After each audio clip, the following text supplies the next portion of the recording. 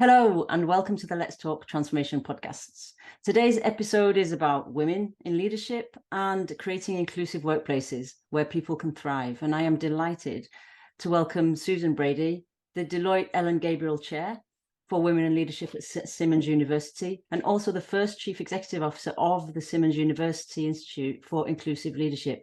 Susan, welcome to the show. Oh, thank you. Thank you, Susie, for having me. Delighted to be with you. Yeah, we're delighted to have you on the show.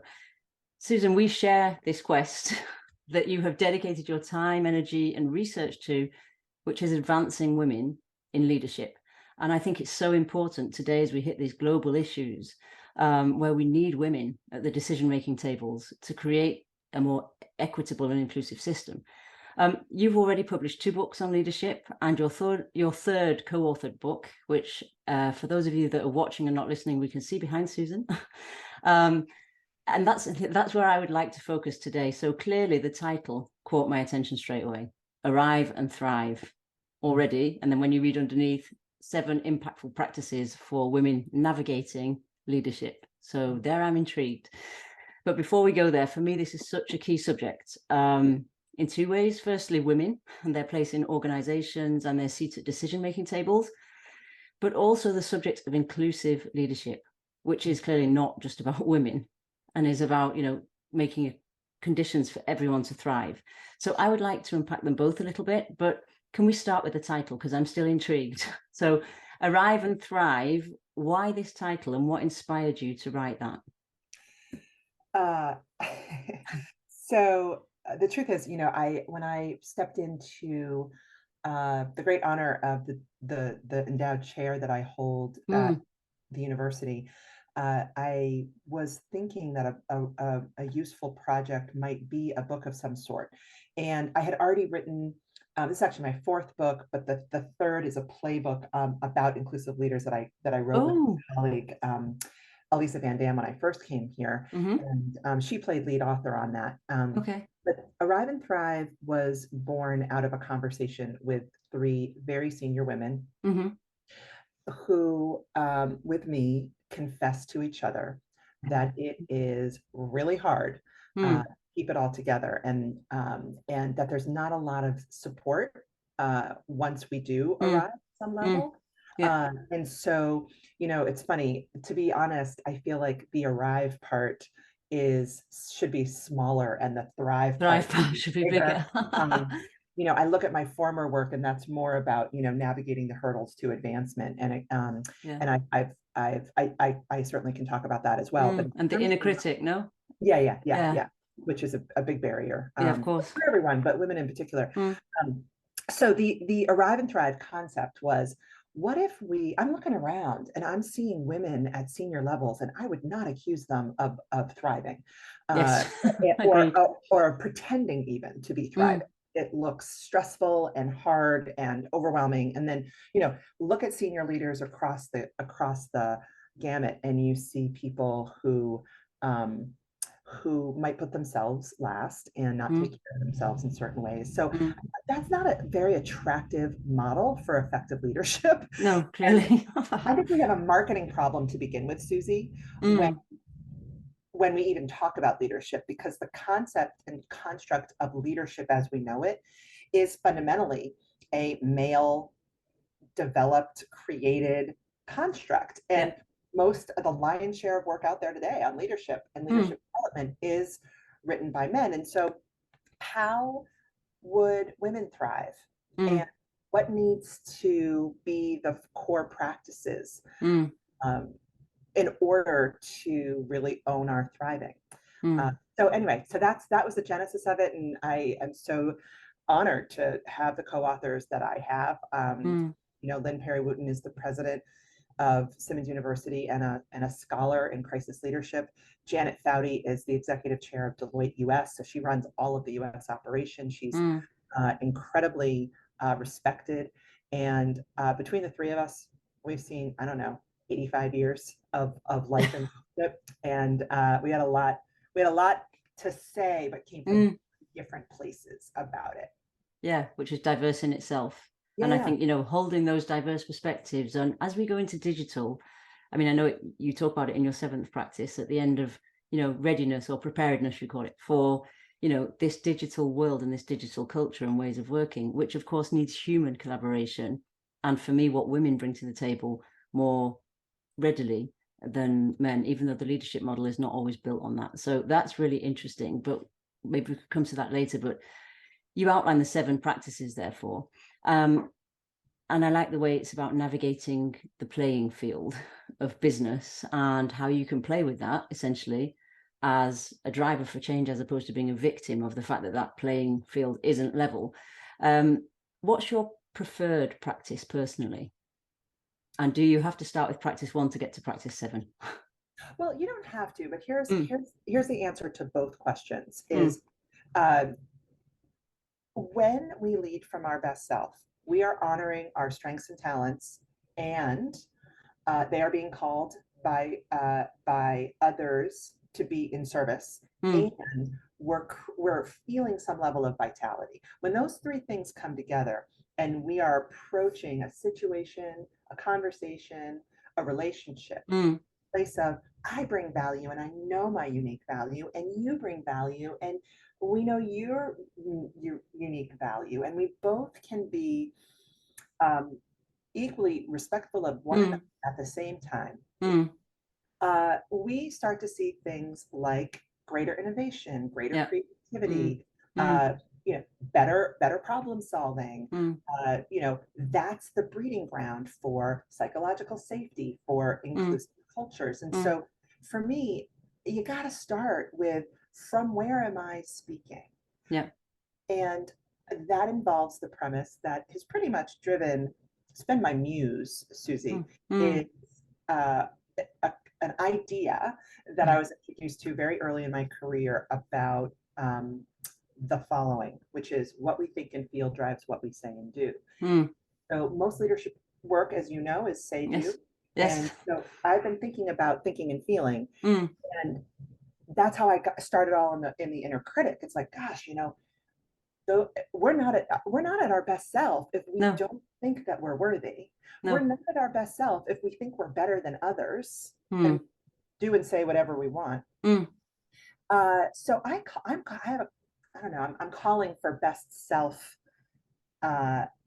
across the board, all humans, but so there's a reason it's the first practice. And I do believe if you don't lead from your best self and return to your best self, because it's not a stationary destination, because life happens and we get stressed out and we get ticked off and all sorts of stuff.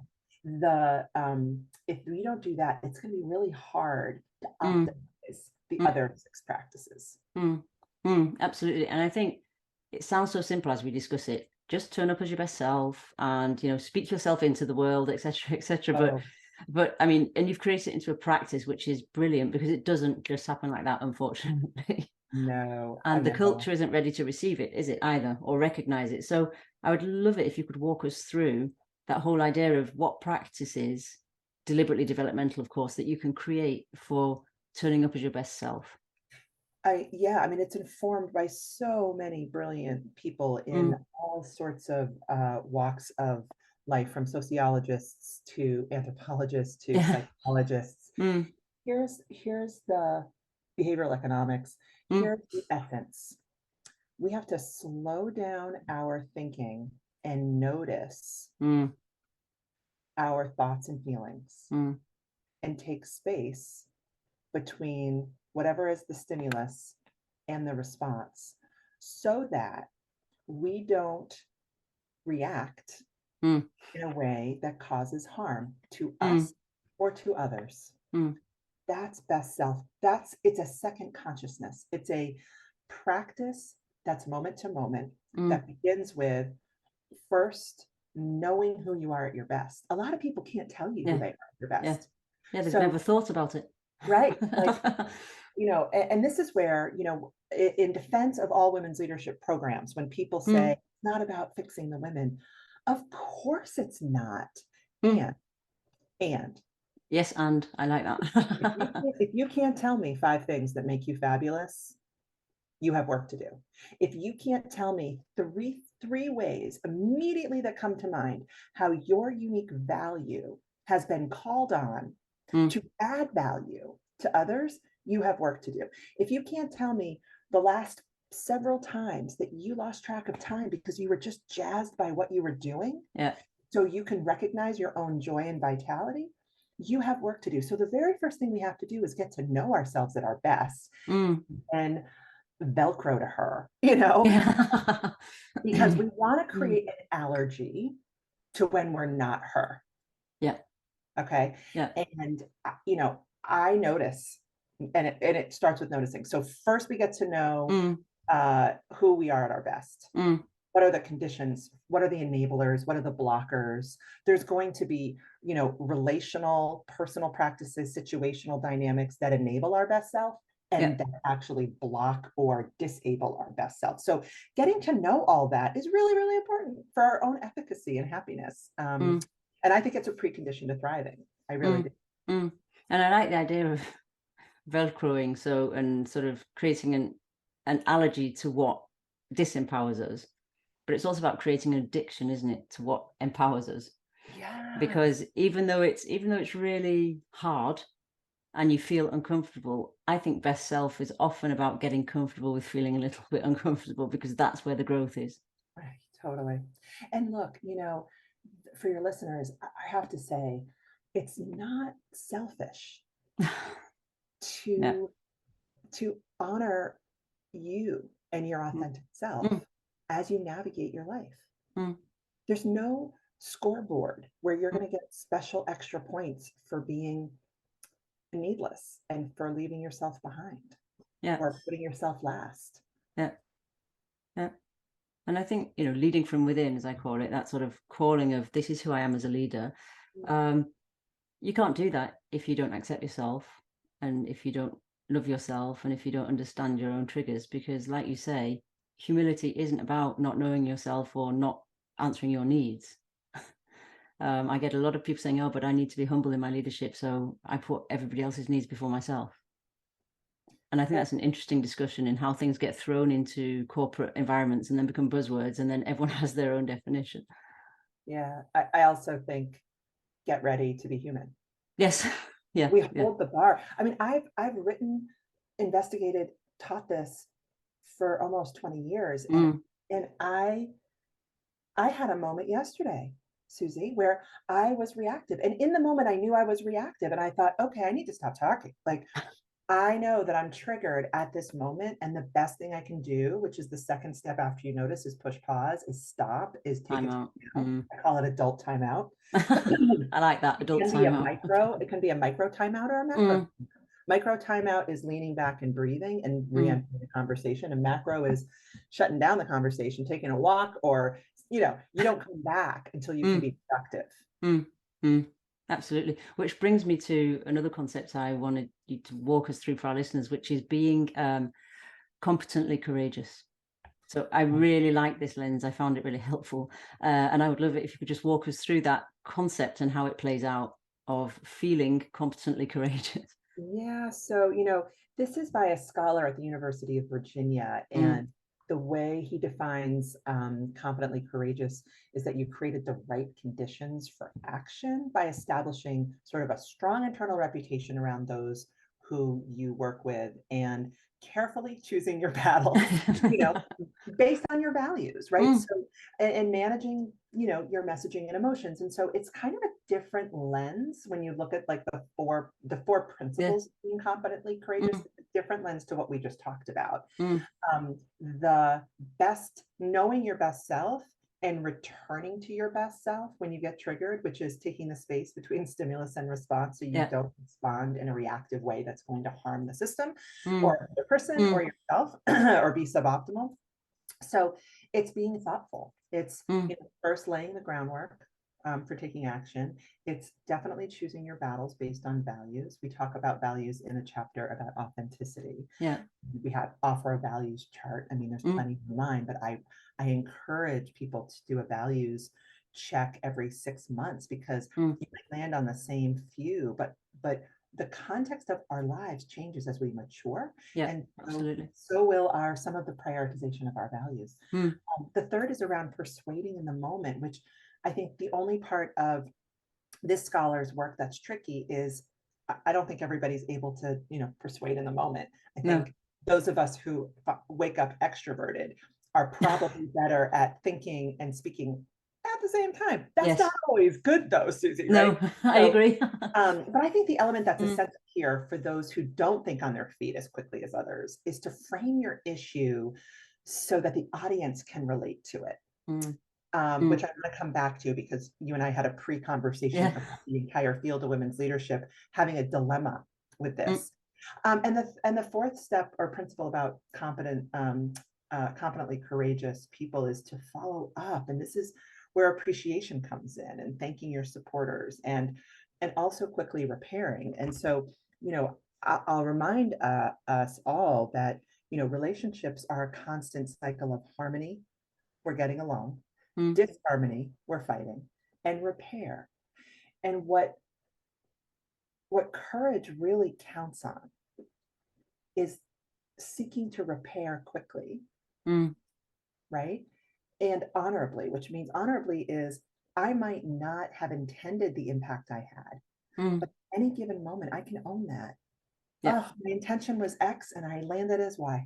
I would never want to land that way for you, Mm, or have that impact, right? So it's owning your stuff without going into rationalizing your own intention yeah. and devaluing how you show up for another. Mm, Um, and it's being appreciative, like mm, saying thank you. It's mm.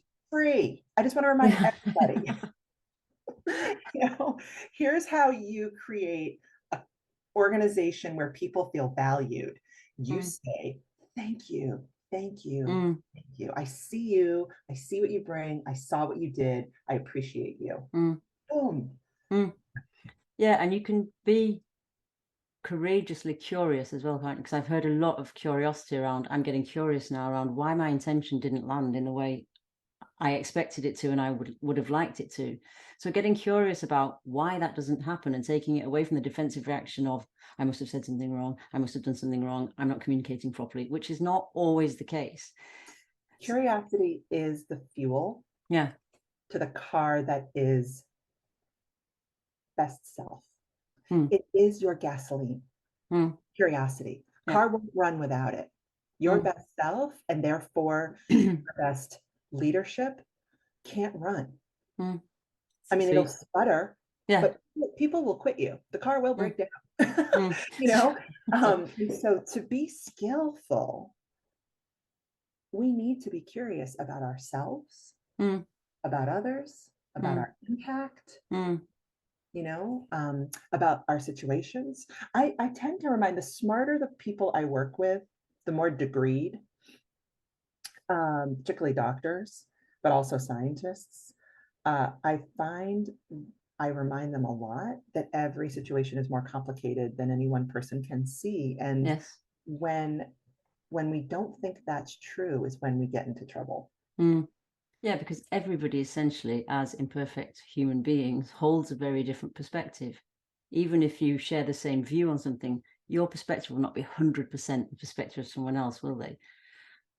So if I bring it back to our dilemma around leadership programs, we had the conversation before we came on the show around the language we've created around diversity inclusion and whether that's inclusive or not in terms of helping people to understand what inclusive leadership means for them, men or women.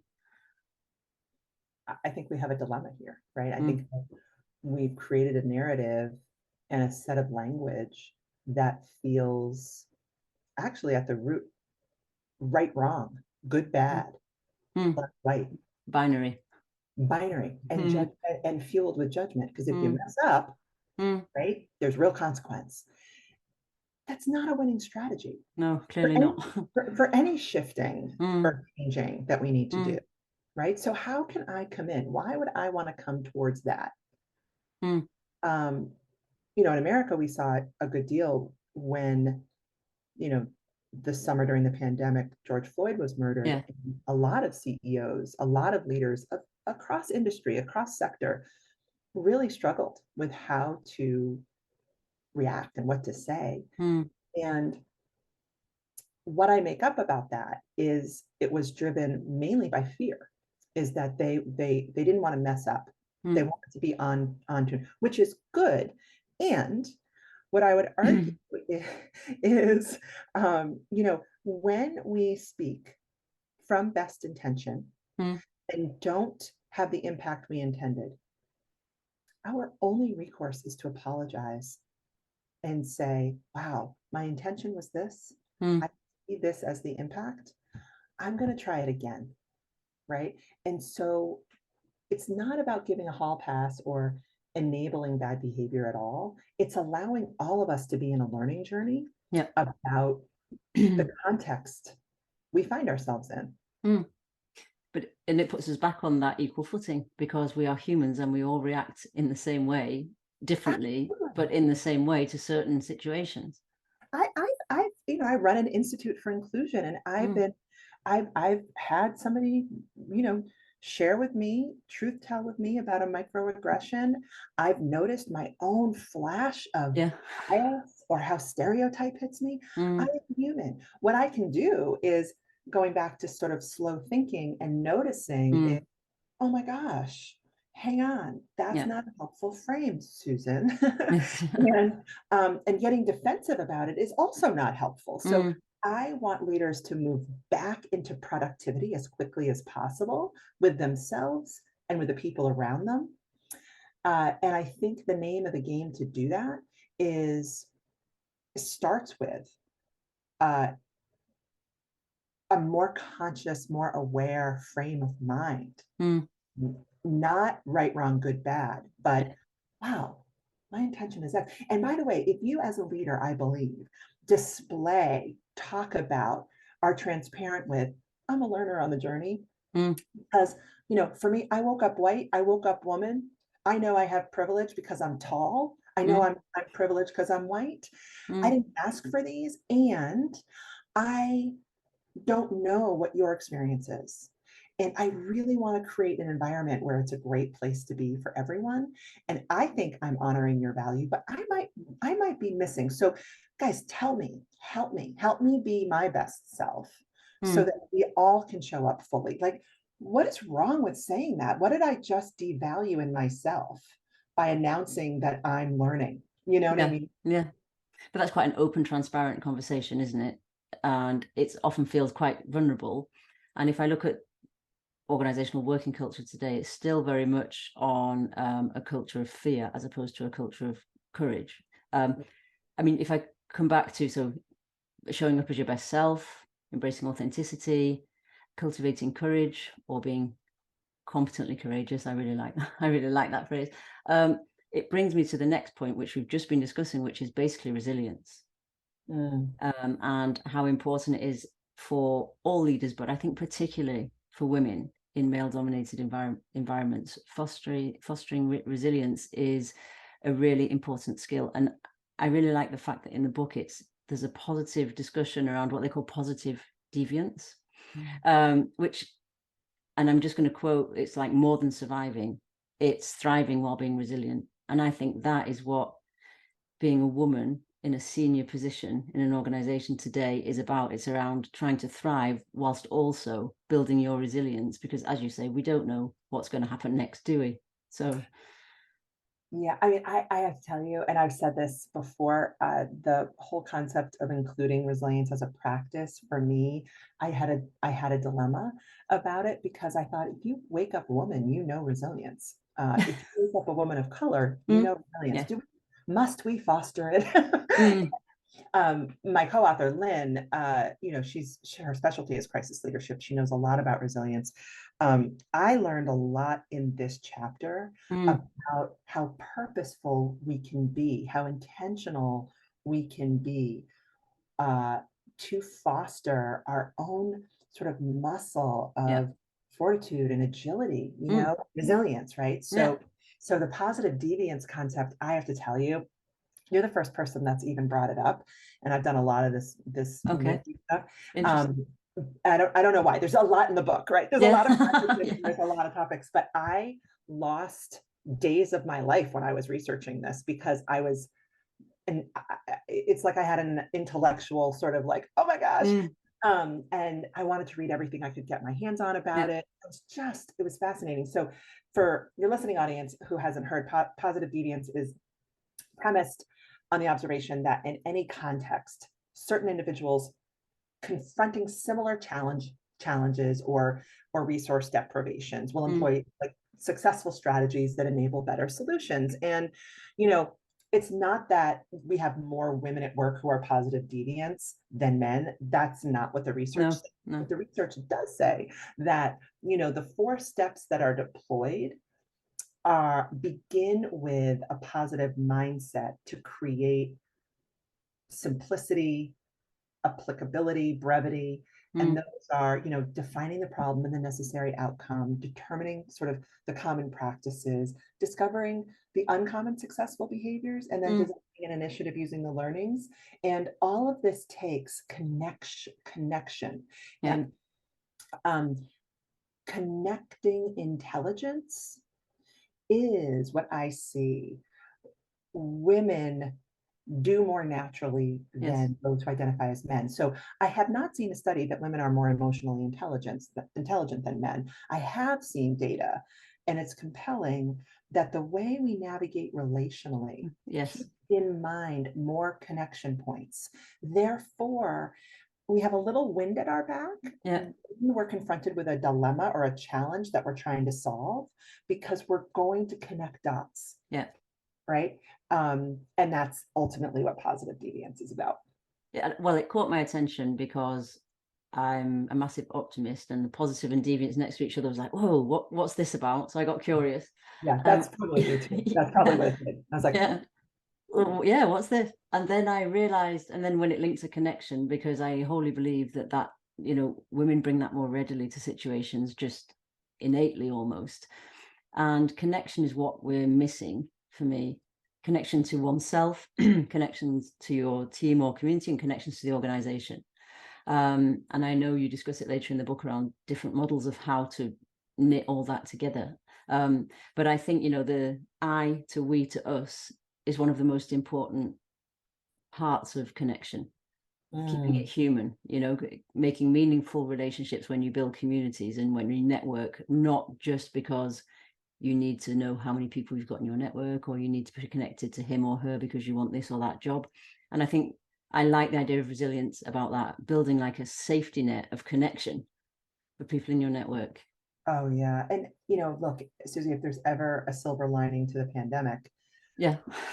before March of 2020, many of us were still operating in a paradigm where we were working with human resources.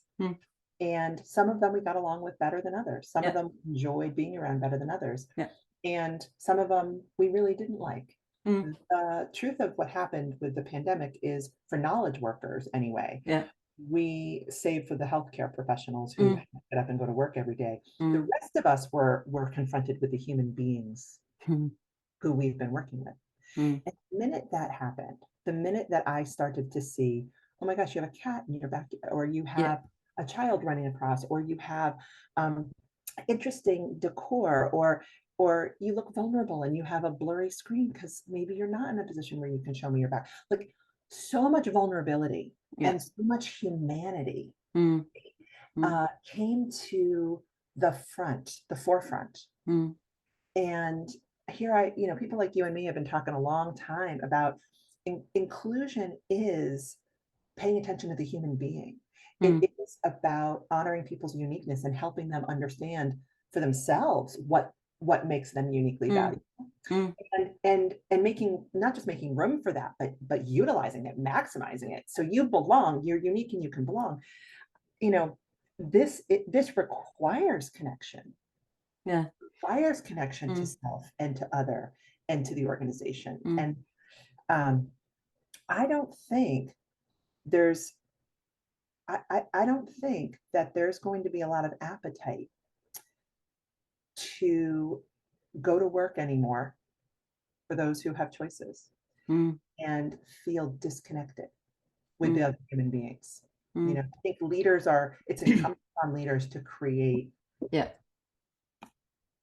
that connection. That connection. And I think COVID has done that, but it's quite it's also forced people to be intentional about being, if I use the word inclusion, inclusive, but being intentional about asking how people are, checking how they feel, understanding where they're at, because otherwise you can go to the other extreme of that sort of polarity, which is making it 100% transactional, because you're on the screen and just, did you do this? Did you do that? Thank you very much. Check in tomorrow. Boom. So I think, if we're not intentionally inclusive, we can be unintentionally exclusive. And I think, for me personally, as I learned to sort of do my craft via a screen, it's something I think of constantly, and it's something I discuss a lot with leaders. And I think you're right. I think connection is now at the forefront of everybody's mind, because we've all had that experience with its good moments and with its painful moments of not being able to connect. Yeah. And look, this is, leadership is a relationship. It's a social construct. It's a connection point. Leadership is between people, and people are humans. And so, because leadership is a relationship, different people are going to need different things. People are going to have different desires to connect or speak up or right. So I also just want to say there's no blanket, there's no one size fits all to creating more connection on your team. It's called individually connecting with different people. But I just want to share this. We had a study that we referenced in the book on authenticity that I thought was really quite interesting, and it showed it's directly connected to this. And it found that there's three most important qualities that define a person's authenticity. And the first is honesty. And that's what I modeled before. Hey guys, I'm on a learning journey. Can you help me? Right? Yeah. The second is tide, transparency and openness. So I'm going to give of myself a little bit, and that invites a little bit of vulnerability. And the third I found very interesting, but it makes a lot of sense, and that is confidence. So I can stand in my vulnerability with confidence. I don't have to trade off my confidence. I can say, oh gosh, because I have done my work. Yes. And I know who I am at my best. And I hold myself in warm regard because I understand my intention, and I'm imperfect. So then I get, okay, that's just what happened. I was imperfect. I own it. I go back. Now let's lead from your best self in this moment together. And that can be very powerful, can't it? I'd be interested to, just coming back to the practices, what's been the most impactful of the 7 practices for you? Or should I say the most impactful thing you've done with the 7 practices? Most impactful thing. Because asking which practice is most impactful is almost too difficult, because you have to start practice 1. That's where it comes from. So other than best self, that's a rhetorical question. Yeah, no, it's all good. It's good. I'd have to say that in this season of my life, it turns out the practice I was most hesitant to include is the one that's probably most profoundly impacted me. And that is some of the tips and tools we include around fostering resilience, particularly the notion of reflective sense making. I tend to pick up and put down journal writing and gratitude writing and all that stuff, and just to manage my best self. And what I have spent a lot of time doing is consciously reflecting when I've experienced a setback, either personally or professionally. And I remind myself, and I remind everyone now, that when we have a setback in our lives, whatever that is for us, we don't return after the setback to the place from which we had it. We catapult forward, and we're more mature, we're wiser, we could be more thoughtful, and we need to reflect on that so that we can capitalize on the learning of the setback. And so I think rediscovering aspects of my own value while feeling some setback, in other words, muscling up around my resilience, has been probably what's been most impactful of late. And I like thinking of that process you're describing as a rucksack on your back, and you're intentionally having a look and thinking, okay, what no longer serves me, And Get it because you're out of right, there. you're not the same. Yeah. And what do I need to move forward? And I think we never explicitly have that discussion with ourselves, let Right. alone with anyone else. Well, So yeah. yeah, I want to share this as well. It's Mm, not a practice, but the whole premise of thriving, mhm. probably what's been most helpful is to know that that thriving is not a fixed spot. We're not going to do all these practices so that we can thrive. Mm, Thriving, kind of like returning to your best self and being your best self and leading your best self, is a moment to moment practice some days. yeah, This absolutely. hour, I'm thriving in this conversation. I love to talk Mm, about this stuff with mm, people who do this work. You know, in a couple hours, I know I have a hard meeting to have, right? Like, so I might not consider myself thriving, but yeah. so I'm going to bring my best self, but I don't know if so if thriving is something we experience and re-experience, Mm, the same is true for all of the practices, and they evolve, yeah. right? So how I would define me as my authentic self at age 30 isn't how I would define me as my authentic self maybe today.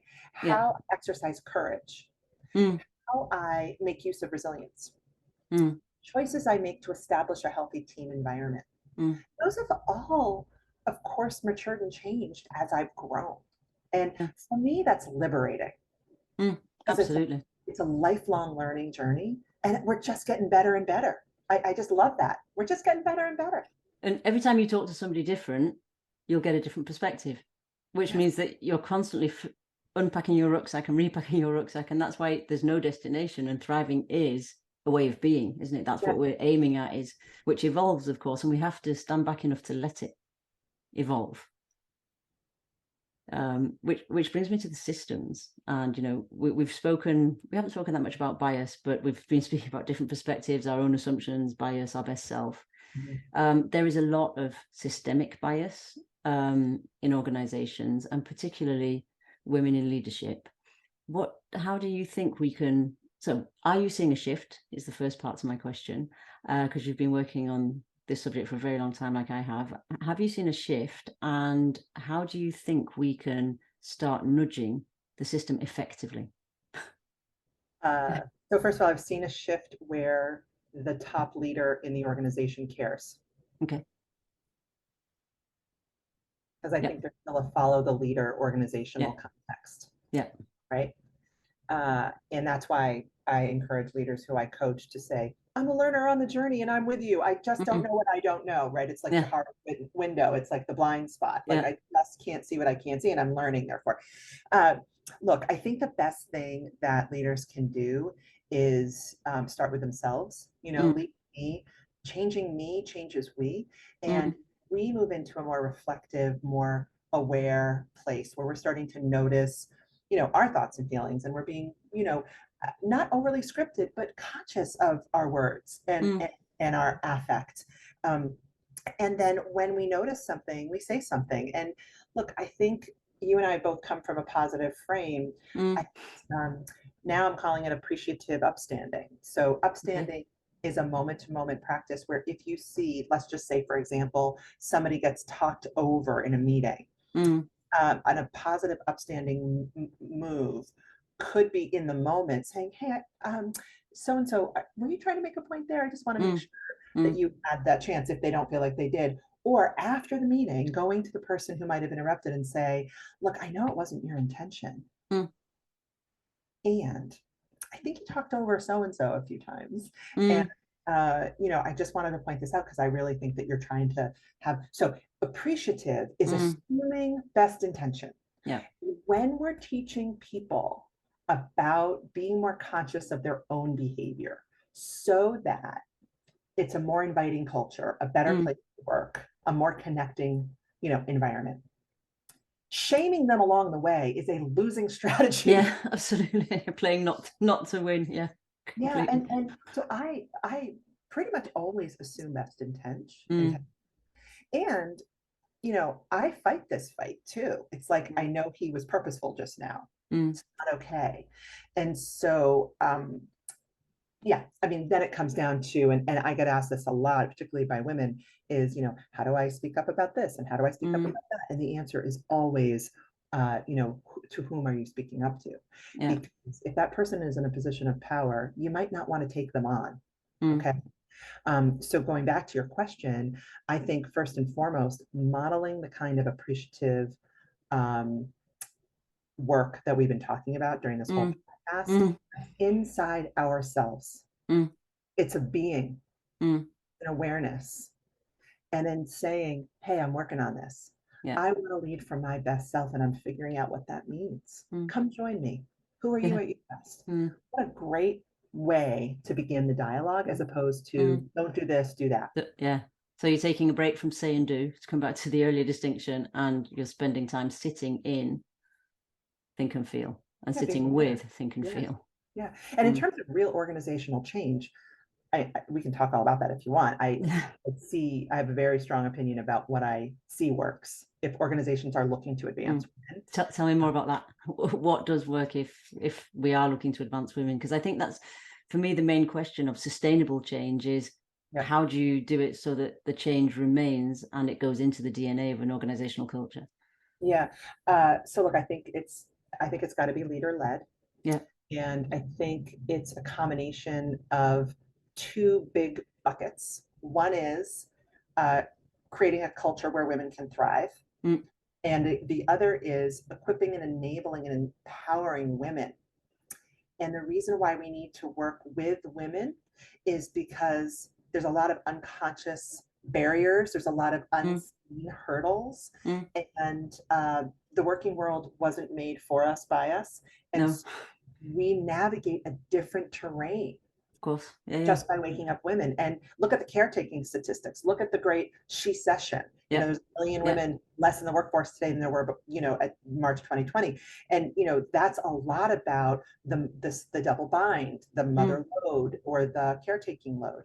So we need to help women stand in their best self, value themselves, understand who they are, and not tick away at their to-do list so that they can someday be tapped, right? Do it, I think work with women to lift up and lift out. The former, creating an environment where women can thrive, really requires executive leadership around their own inner learning journey to understand their own blind spots, model a culture of learning so that everyone can come to the table with their gifts and their unique value and feel like they belong and contribute. It requires a commitment to create equity, which means talent processes, talent systems, policies need to be altered so that it honors difference and the reality of the kinds of workforce we have today. The culture needs to be readied for inclusive behaviors. And so, holding people accountable, not in a right, wrong, good, bad way, but incentivizing, right? Doing engagement scores, not to see if you're a good manager, but to see, gosh, people really love here. Yeah, to see how they experience that environment. Yeah. Like the environment is an experience that I value, that I feel valued, that I can bring my full self. So when I boil it all down, it's we have to pay attention to equipping and enabling women. It needs to be leader led by the executives. If the executives don't model the behavior, no one else will. We have great insurrections and bottoms up approach, but that's not going to sustainably change. And I look, I think the real deal comes down to sponsorship. The thing that works is when people who don't have access to certain decision makers, to certain rooms, to certain opportunities are being promoted by people who do. And so it's leaders talking positively behind the backs of others and time to get to know, in this case, female population of talent so that they can sponsor. And when sponsorship efforts are deployed, formal sponsorship efforts, we start to see terrific change. Yeah, and they need to get curious, don't they, about the subject, about what sponsorship can bring. Where am I coming from? If I'm coming from a place of privilege, how can I use that to positively leverage doors and opportunities for other people? And how can I unlock potential? For me, it's all around thriving is also around acknowledging the potential in somebody and enabling either systems, policies, or that person to unlock his or her potential. I think that's the curiosity part for me. 100%. So, Susie, I got to tell you, there are plenty of organizations who see the problem and don't want to do anything about it because they don't really understand the business case. And it's messy. But there are so many organizations who want to create change. Yeah. I want to work with those people. Yeah. I want to work with the leaders who genuinely know this is not okay. We are seeing women move, leave the organization at greater rates than men. We're having a harder time recruiting women. We're having a hard time. Our brand isn't really known to be a great place to work. I want to change this. If that's the case, sign me up. Sign me up. And what was your defining moment, Susan? When did you think, right, I want to do this work? I'm going to co-author that book. I'm going to get involved more and more in moving the needle on this massively important subject. Yeah. I know. I have to tell you, I think I'm a humanist at heart. Yeah. And what I mean by that is, I was raised by a single father and have a wonderful relationship with my mother, but she lived away and in a different state, US. Men have been my coaches and my teachers and my leaders, and I have affection for the intention of good men. And I think I see a lot of harshness and a lot of misunderstanding. And I think what really woke me up is how harsh women are with ourselves. Yeah. And I didn't get started to solve equity. I got started to solve harshness. Okay. Because I don't even think we can talk inclusion if it's still acceptable to be disrespectful. Absolutely. And so really, if you really want to know the truth, we're in the advanced class today.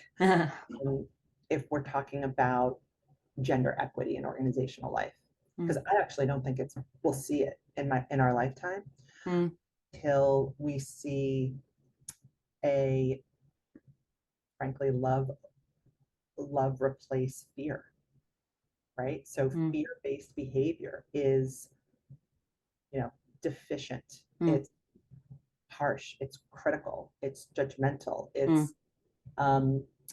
scarcity-based, right? Abundance, appreciation, compassion, curiosity, empathy, connection, all of that's love-based. It's abundance-based. Yeah.